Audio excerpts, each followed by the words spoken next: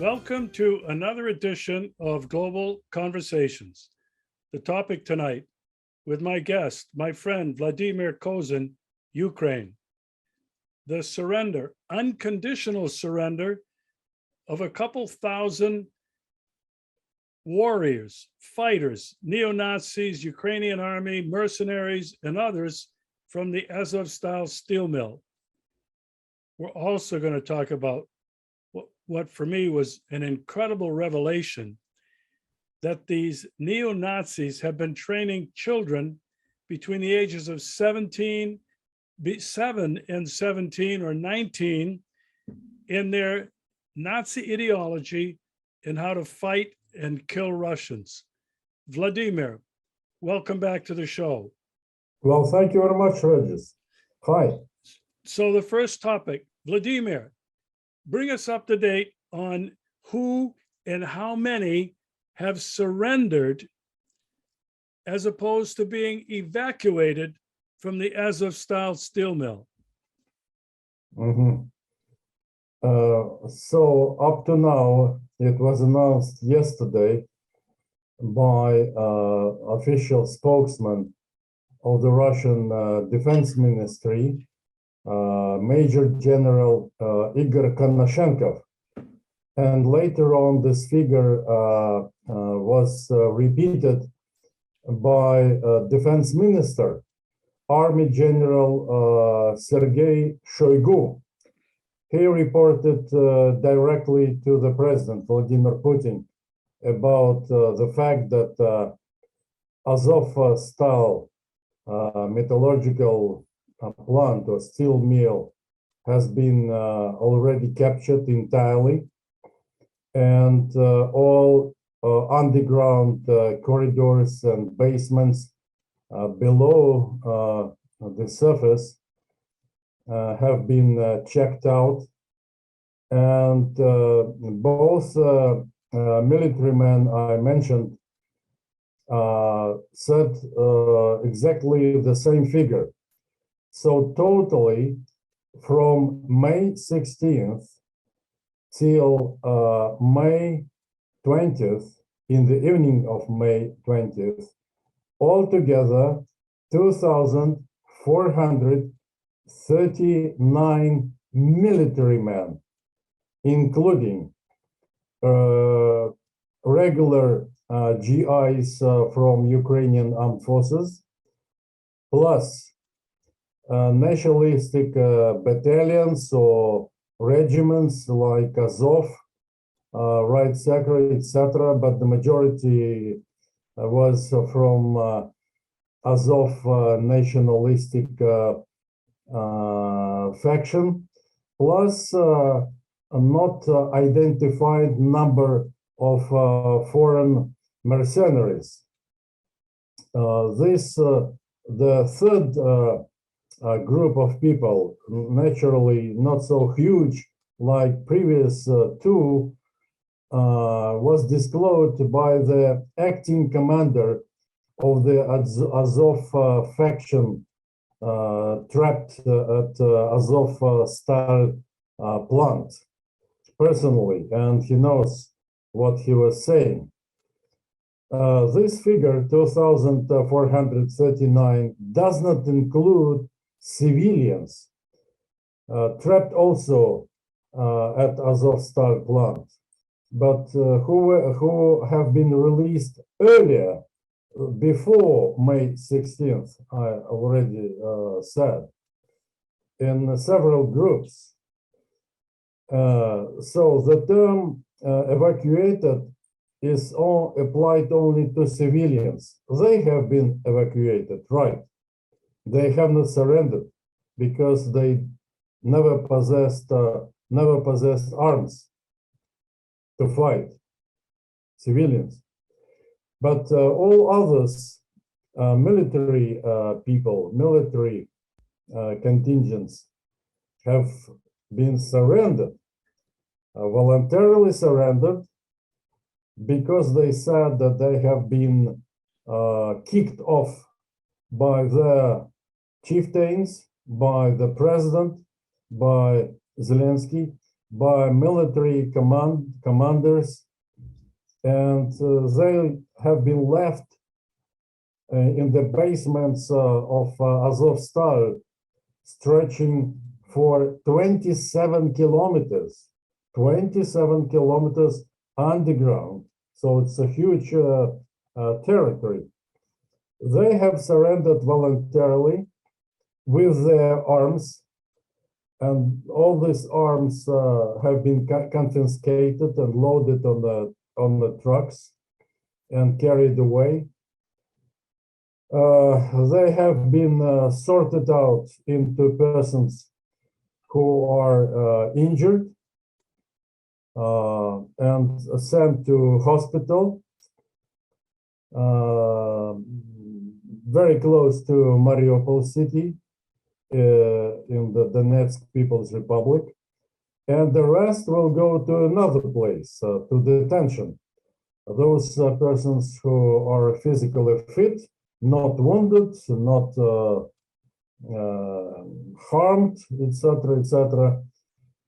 Certainly, they will be thoroughly checked and sorted out who is who, what is what, because it's very important to split, to arrange a split between them, because some of them really killed people by arms and tortured people, including Russian soldiers, and killed Ukrainian civilians, the real brothers and sisters. But some of them have not been spotted as killers. So investigation is underway, and certainly nobody of them will escape a fair, legitimate trial. So legitimate trial will not be, a legitimate trial will be arranged very soon after the Russian investigation committee will finalize its activity, its work with these prisoners of war. And afterwards, their fate will be decided at the court session. Be it a military tribunal or just civilian court, I have not heard any specific, precise information. But everybody will get a fair trial. I don't know whether it will be shown on TV, probably not, because of horrible atrocities that especially Azov faction members have already committed during this special military operation conducted by Russia. But nevertheless, general information will be shared with general public. Today, on May 21st, I've seen TV footage of just quick interrogation of a number of criminals from Azov faction. They have been asked to take off their t-shirts or shorts and to show just the upper half of the body. Many of them, just almost 100% I have seen, have specific tattoos with swastikas, with German Nazism insignia, then German fascist slogans from concentration camps, like jedem das seine, each means in English, each deserves what he or she has deserved, etc. One guy that was shown today had tattooed text, a very short text: "Kill them all, kill them all." So that's the story. It's over, and it produces very negative impact upon morale and feeling of the Ukrainian armed forces and Azov regiments or battalions. So, figuratively speaking, there is no Azov. It's a part of denazification. The story with Azov faction is over. But there are some other factions existing because the territory of Ukraine is rather big. It doesn't confine to the city of Mariupol alone or to Lugansk and Donetsk People's Republics. Some other areas in the center part of Ukraine, in the northern, southern, and western section of that country. So military operation continues. Almost each day, Russian long-range pinpoint weapons, missiles, are destroying ammunition depots, especially filled in with the United States of America weapons and military hardware given to Ukraine by the European Union, the countries from the European Union and from NATO alliance. So it's a very severe blow because Mariupol and Asovstal plant was a kind of a symbol of Ukrainian Nazis' resistance. But it's clear that they will be sent to trial, to courtrooms, all of them. And those who are not guilty will be just exchanged to Russian just soldiers and officers detained, and or simply sent back home to their beloved mother and father, to other relatives. But all who will be fined as committed atrocities, severe crimes against humanity, against Ukrainians and against Russians, will sit many, many years behind the bars. And that is a firm decision of the Russian Federation. And nobody in the world, I specifically stress this, nobody in the world can help them and help them to escape the bona fide real court ruling. Regis? Well, Vladimir, I think Russia will be losing a tremendous propaganda opportunity, public relations opportunity, political opportunity if they do not televise those trials. Those trials need to be seen all around the world so that all of those voices in America and the West can be silenced. I think it'll be a big mistake for Russia not to televise at least some of those. Now, I have two questions. Vladimir, in those people who came out of the Asovstal Steel Mill, were there Americans, Canadians, French, and Brits and others who were commanding or advising these Azov battalion? You see, this information has not been disclosed to the general public. I mean, information dealt with this specific place called Asovstal Steel Mill. But In many other cases, Russian troops and the troops of two republics in Donbass have captured a number of mercenaries, foreign mercenaries from the United States of America.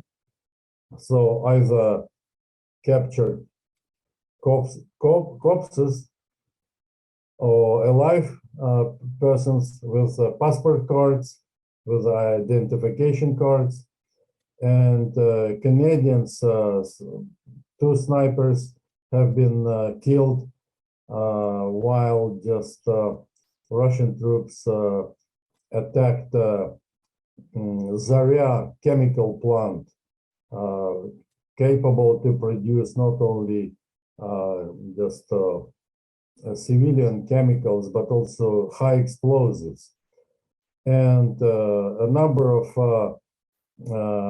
foreign mercenaries from France, from Croatia, from Poland have been also found either killed or just alive. And nobody will be released and sent back home without any trial. Because look, mercenaries are a kind of personalities that come to any conflict area specifically to kill people. They are participating in a shooting game like safari, but instead of killing elephants and leopards, they are killing innocent people, sometimes civilians, without any arms. So a number of persons from Western countries, from the United States, have been captured in some other places. And we have already announced their names and their revelations. But as to this particular case dealt with Asovstal, I can repeat that not yet all the names of foreign mercenaries that surrendered and captured at Asovstal Steel Mill have been revealed to the general public, but they will be revealed.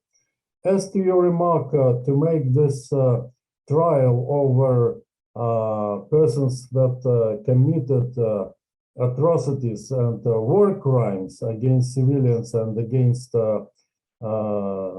prisoners of war of the Russian Federation. Look, in my system, in my judicial system, sometimes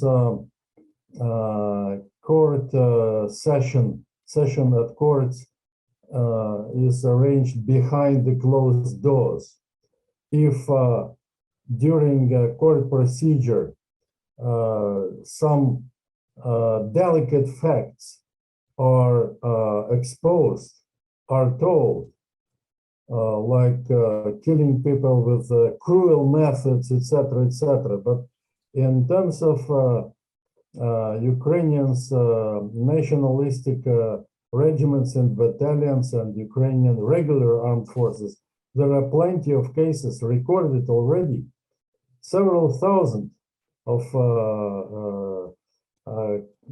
criminal cases have been started, launched, initiated, and a lot of eyewitnesses have been already briefed and asked them, and more will come again and again.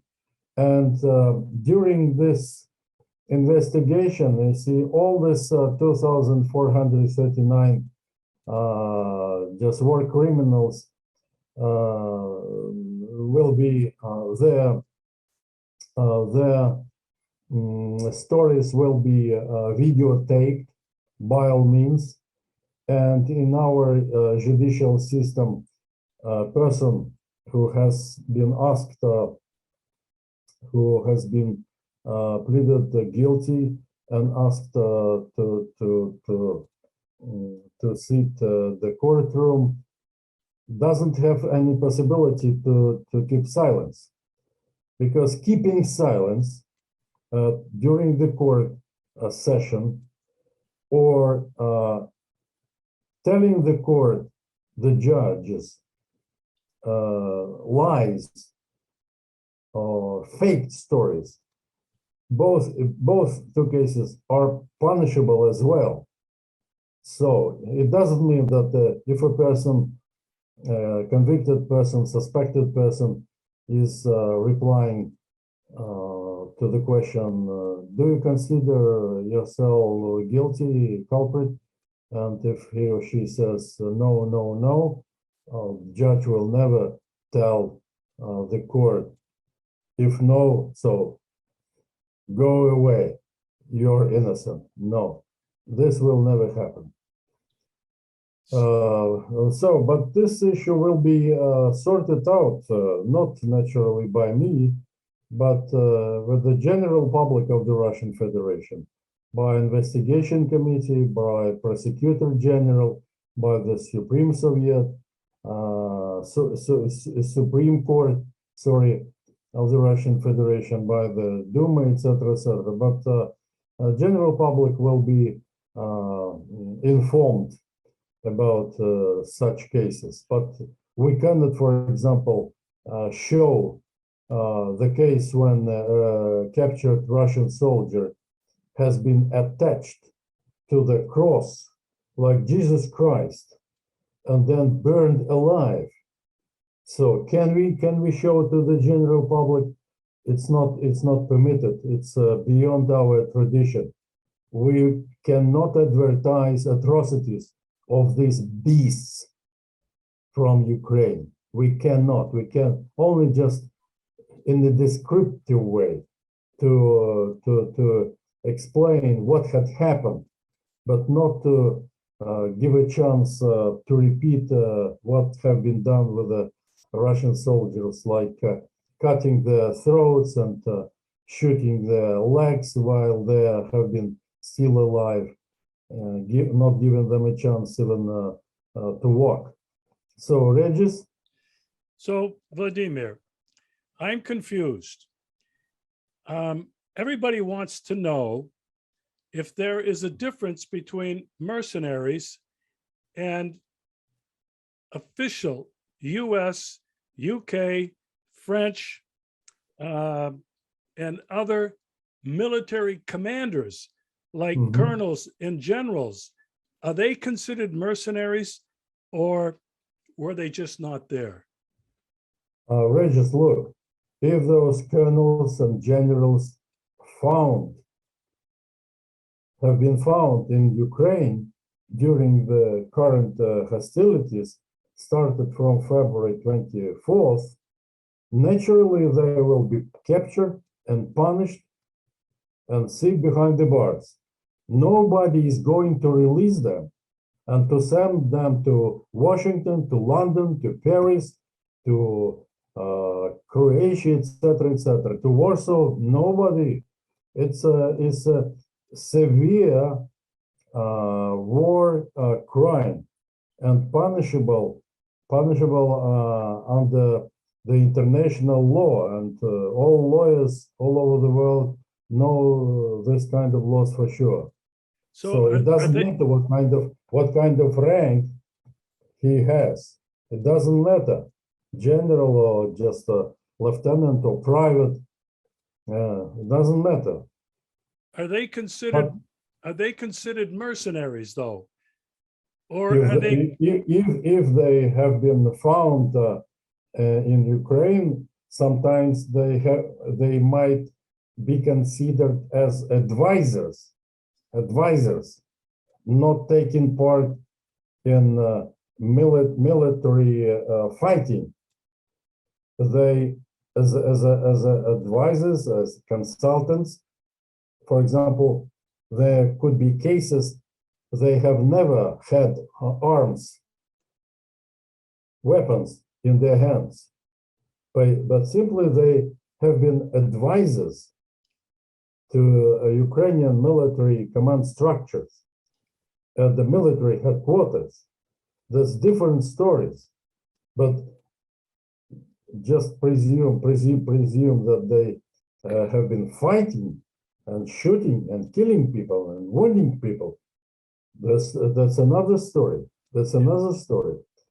but all of them are considered prisoners of war, not just tourists that lost their ways in the country called Ukraine. Yeah, the way I see it, this is not just a proxy war. This is a direct war between the United States of America and Russia.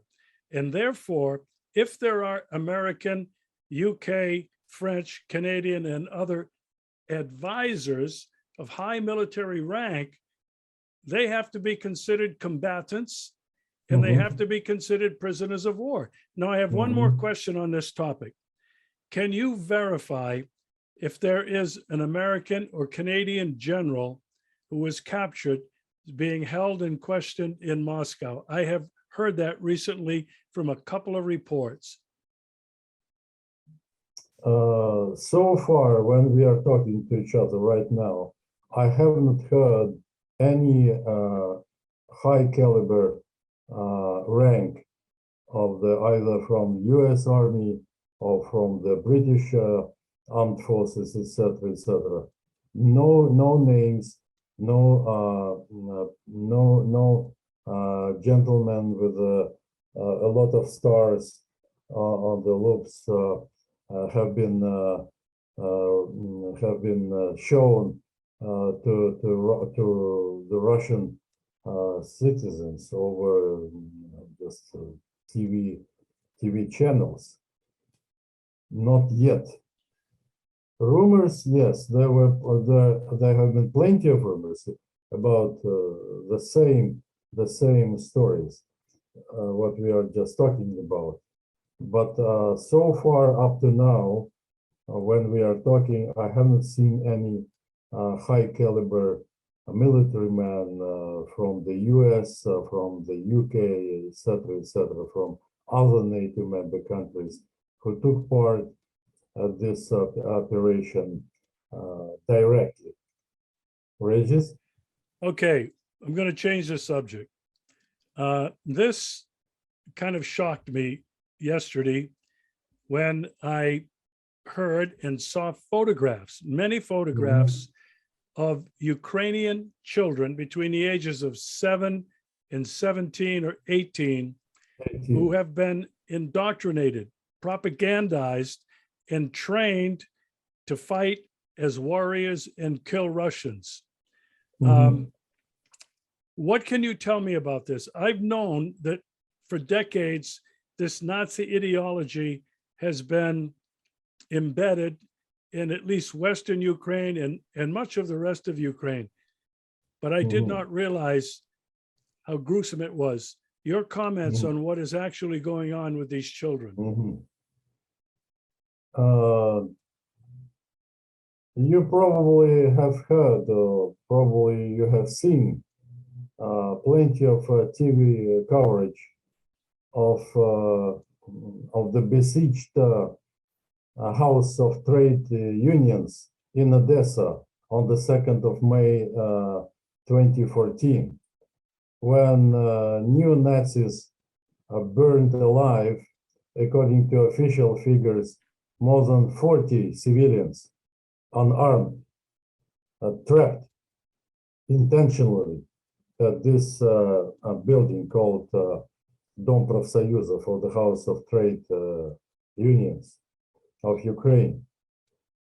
And probably you have spotted the fact that on the nearby street, nice looking Ukrainian teenage girls were just making this Molotov's cocktail.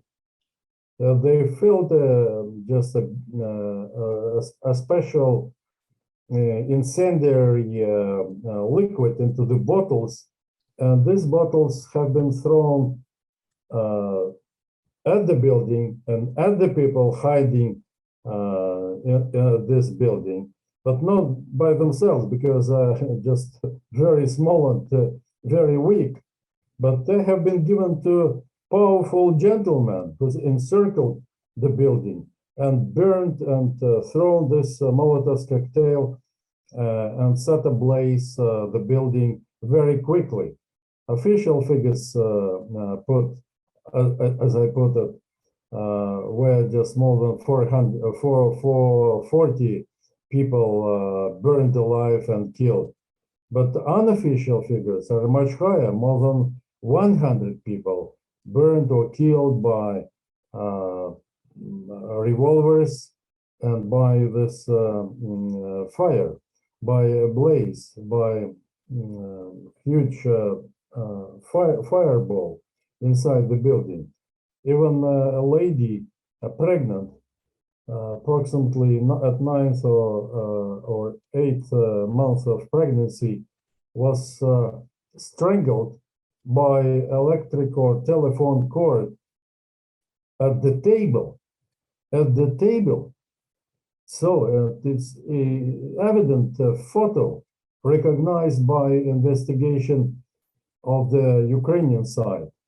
But it's very suspicious that nobody has been punished or sent to prison. But I'm coming back to this 2014, May 2nd. Teenage girls made such flammable bottles used to kill people.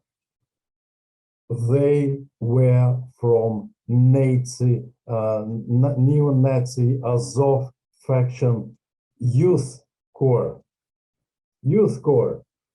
And in the next year, in 2015, children, Ukrainian children from 9 to 18 years old were admitted to this youth corps, or sometimes called National Corps, National Youth Corps, and also had some other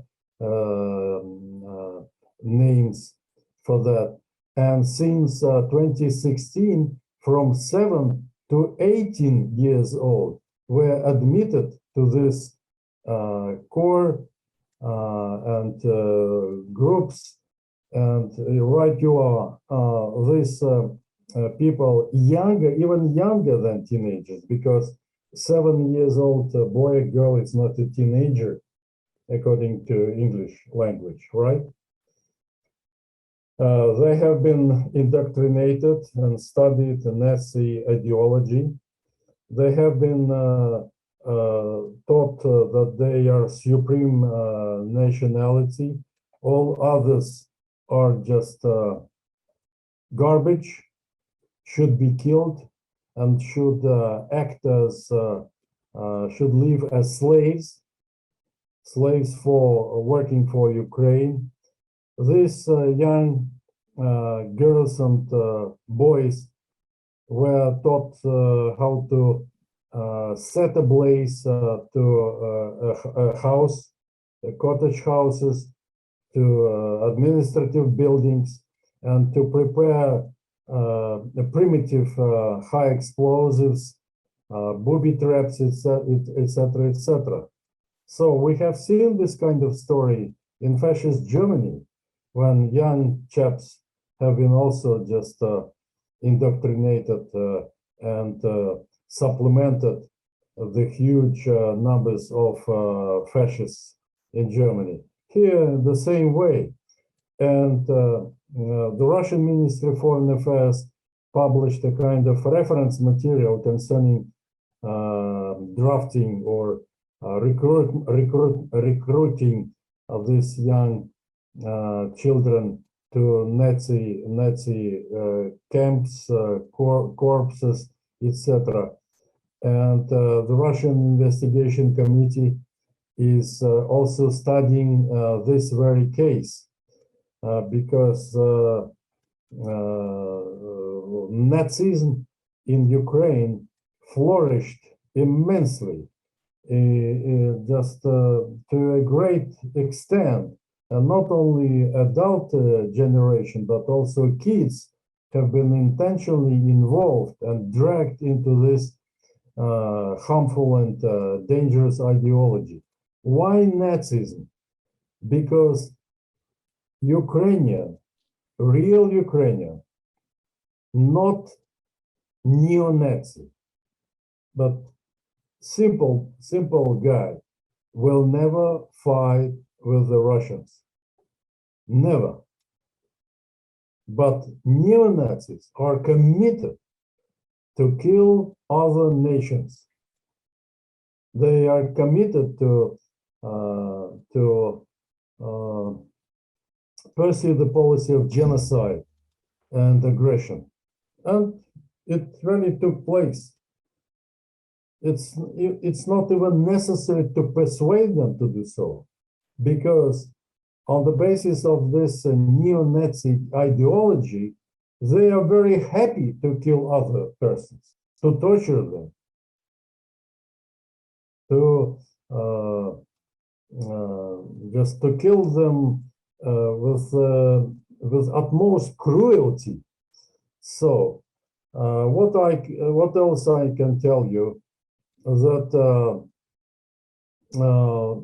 there were training camps for Ukrainian teenagers and much younger chaps called Azovets, Bukovinets, Dneprianin, etc., etc. And a special reference material has been published in one of my reports. And I mean, the story is horrible, because all these facts concerning involvement of young Ukrainians into Nazi groupings, Nazi factions, all these facts are clear evidence of Ukraine's violation of its obligations under the protocol to the Convention on the Rights of the Child, prohibiting the involvement of children into armed conflicts. And Ukraine, upon ratification of this international treaty in 2005, earlier this developments, Ukraine stated that the minimum age for voluntarily, on a contractual basis, entry into the ranks of the national armed forces is 19 years old. But they are dragging quite younger people of the first school age, 7 years. So we, the Russian Federation, called on relevant international organizations like United Nations, OSCE, Organization on Security and Cooperation in Europe, as well as the special representatives of the UN Secretary General for Children and Armed Conflict, to pay special attention to Kiev's actions to involve children into the criminal activities of the neo-Nazi organizations and the spread of radical ideas among young children, less than teenagers. So, and the more military people from Ukrainian armed forces, the more people surrendered from Azov neo-Nazi factions, the more facts we will collect about this kind of thing, atrocities by adult people and by children, also just involved in this criminal cases. Regis? Well, Vladimir, in this particular climate in the United States, there are so many American people flying blue and gold flags, having signs on their houses saying, "I support Ukraine," that America has got to win this war against Russia. It is mass psychosis, and people are donating money, Vladimir. Lots of people, not just the government, people are sending money to Ukraine like they think for humanitarian aid or support. They have no idea that their tax money and their personal money is going to support this neo-Nazi ideology that is being drummed into these children. This is a huge story that I hope others will pick up on and put out there, because maybe something like this can wake up some more people in the United States and get them to figure out what's really going on. So Vladimir, as we conclude, I want you to address a couple of things. Number one, the Russian economy, given the sanctions, and number two, the status of the conflict. Tony Blinken was on television with Stephen Colbert, who used to be an icon of the left, a progressive, who's a traitor. He's a shill now for the gangsters that are running the United States.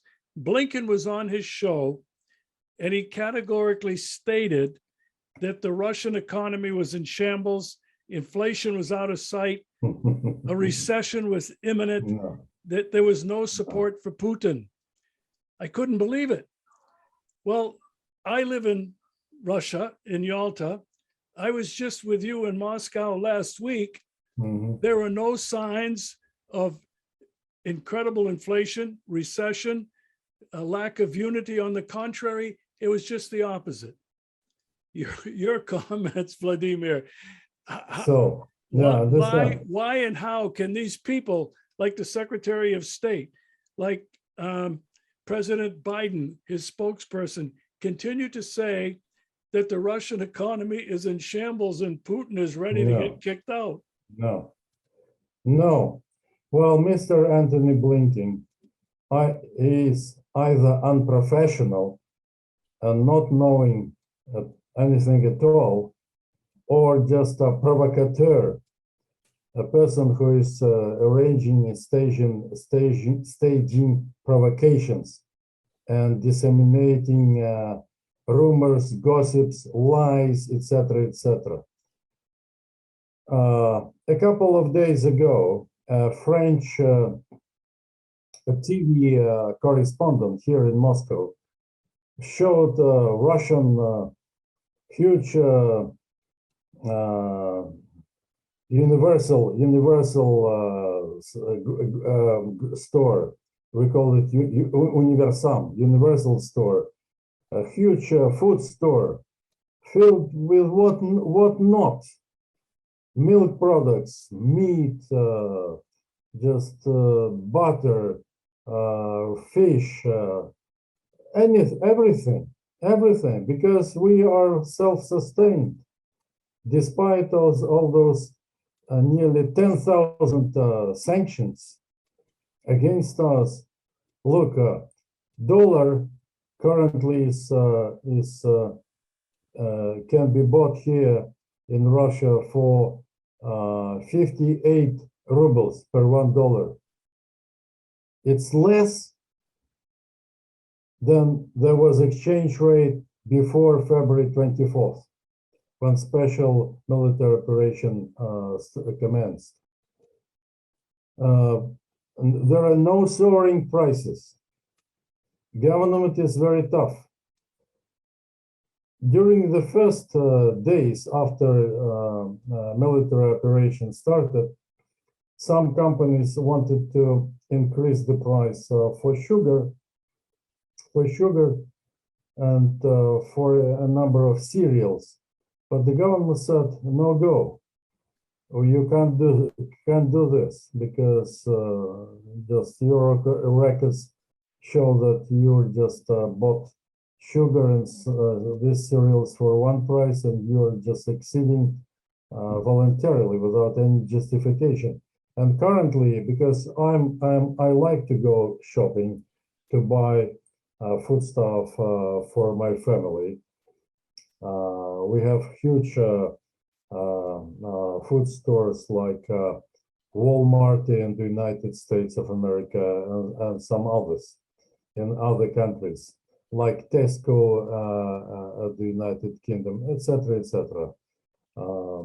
So still full of everything. We are destroying extra food because limited time for consumption, because expiration date is coming very close, especially when we are talking about milk product, dairy products, etc., etc., butter, the sour cream, yogurt, etc., etc. So no, we are in much better situation here.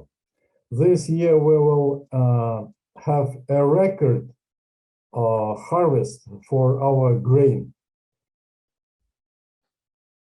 We have never collected such huge amount of grain in the Russian Federation or in the former Soviet Union. Though that time we had 15 constituent Soviet republics, not like Russia alone. So Mr. Blinken is telling lie that Russia wanted to join NATO alliance, that NATO invited the Russian Federation and the Soviet Union at earlier times. No, never. And NATO will never give us a chance to join NATO alliance. Never, because the alliance, NATO, has been created to kill the Soviet Union and to dismember the Russian Federation, and considers the Russian Federation as number one in all NATO military doctrines and military strategies. So, unfortunately, this information war is going on, and rank and file Americans, they simply do not know the realities, and they are not going to find these realities. Look, just example with the surrender of those war criminals. They used, the American and other NATO mass media used the term evacuation of war criminals from Asovstal Steel Mill. What kind of evacuation? Surrender, arrest, detention. Evacuation applies only to civilians without arms and ammunition, to kids and ladies with kids, to old daddies and grannies. It's an evacuation, right? But this, in terms of military people, it's a surrender. It's surrender. And I want to underline that unconditional surrender. Unconditional, without any preconditions or bargaining chips.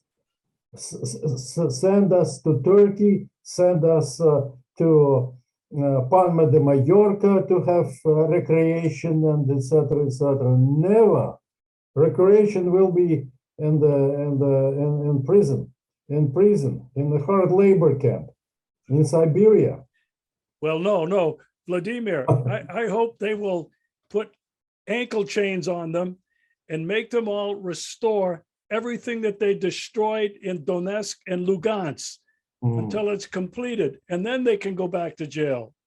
Oh yeah, yes, correct. Because in our judicial system, person is sitting behind the bars should have a certain work to fulfill any kind of job, not like just recreation at the health resort places, at spa, yes, on the lukewarm water resort places. No, it's a very, very challenging part of their life. So many of them will stay and will be very sorry that they have decided to take arms and started killing people and torture them.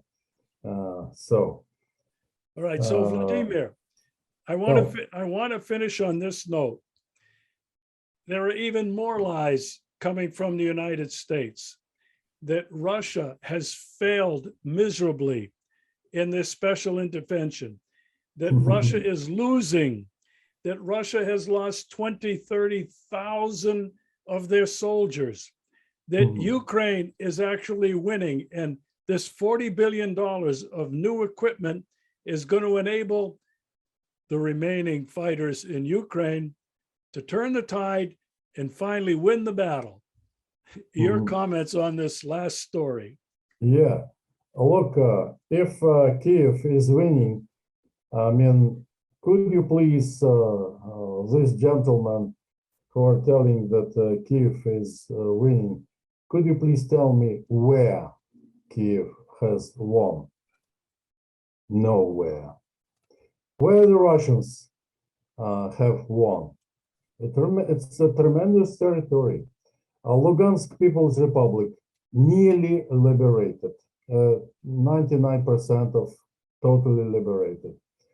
Donetsk People's Republic's 70% of its territory already liberated. Mariupol taken, no Ukrainian armed forces or neo-fascists in Mariupol or in other just key Ukrainian cities.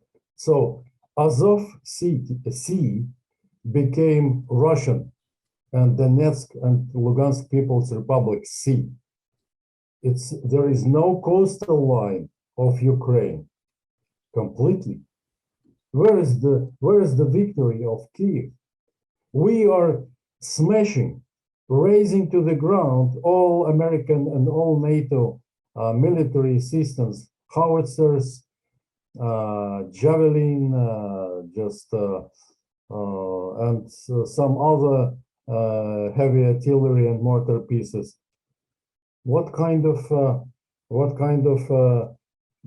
victory Ukraine has got? We are in the lead. We can dictate Ukraine what to do and what not to do. Ukraine cannot do this. Cannot do this. How Kiev can pretend to win if he still, when we are talking, killing Ukrainian citizens, fellow countrymen in Ukraine, civilians, using them as a human shield. What kind of victory is that? Why it happens that so many people have already surrendered? Probably you were right, because only nearly 2,500 surrendered at Asovstal, but previously Ukrainian Marines, 1,300 and more, also surrendered before that. So if you can add it, it will be much more figure. As to our casualties, our losses, human losses, twice after we started a special military operation, we twice announced this figure. We admit them, but they are not so high as that of Ukrainians. The ratio is 10 to 1, where 10 losses, human losses of Ukraine, 1 from the Russian Federation. So Vladimir, how many Russians, what's the number that Russia has released on deaths? Well, casualties? recently, as far as I remember, well, better I have to see official announcement, so not to mislead our esteemed viewers, but they are openly have been disclosed by Major General Igor Konashenko, official spokesman, and they can be found at the official website of the Russian Defense Ministry. But believe me, it's much less, because for the sake of comparison, we openly published this figure of human losses, killed and wounded, comparing our side and Ukrainian side. So Kiev's fate is doomed. So And, Vladimir, talking about Kiev and being doomed, will they one day raise the white flag? Will Zelensky either be killed or flee the country when it becomes apparent that it's all over? Yes, because he cannot resurrect Ukrainian army, because Ukrainian war machine, we are not killing Ukrainian soldiers. Sometimes we have to kill them because otherwise they will kill us. But mainly our main target is Ukrainian war machine. War machine and command and control centers and ammunition depots and warehouses. If we destroy a war fighting machine of Ukraine, with what Kiev will fight against us? With zero? Nothing. Nothing. It's impossible to fight with zero. Or with a lot of people, millions of mobilized persons. With what? With assault rifles and revolvers? Nothing. It's a contemporary warfare. Cannot be won with a M16s or AK-47 assault rifle, Kalashnikov type 47 and other options. So instead of spreading lies, the United States of America, the European Union, and all NATO member countries should give friendly advice to Mr. Zelensky. Our dear Volodymyr Zelensky, please stop resistance. Your fate is doomed. You will never win this war or operation or hostilities. It doesn't matter what's the name of the game. But you have to, before you resign, or before you go to trial, you have to recognize independence of Donetsk and Lugansk People's Republic. Forget about that Crimean Republic is a part of Ukraine. Just agree that it's a part of Russia from 1783. From 1783 and up to now, it never belonged to Ukraine, etc. And give us security guarantees, not to attack Donbass anymore or attack Russia anymore. And we will guarantee reciprocally that we'll never attack Ukraine anymore. But do not join NATO alliance forever, for good, and never nourish and resurrect Nazism in Ukraine. It doesn't matter with adult generations, grown-up generations, or with kids. You should forget it and stand on the knee and plea, I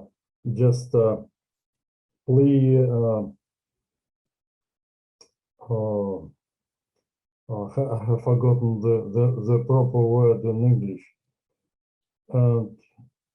Ask excuse me for my stupidity that I have started proxy war on the side of Ukraine, and forgive me, people, that the United States of America and NATO and the European Union actually declared undeclared war against the Russian Federation with the help of Ukraine.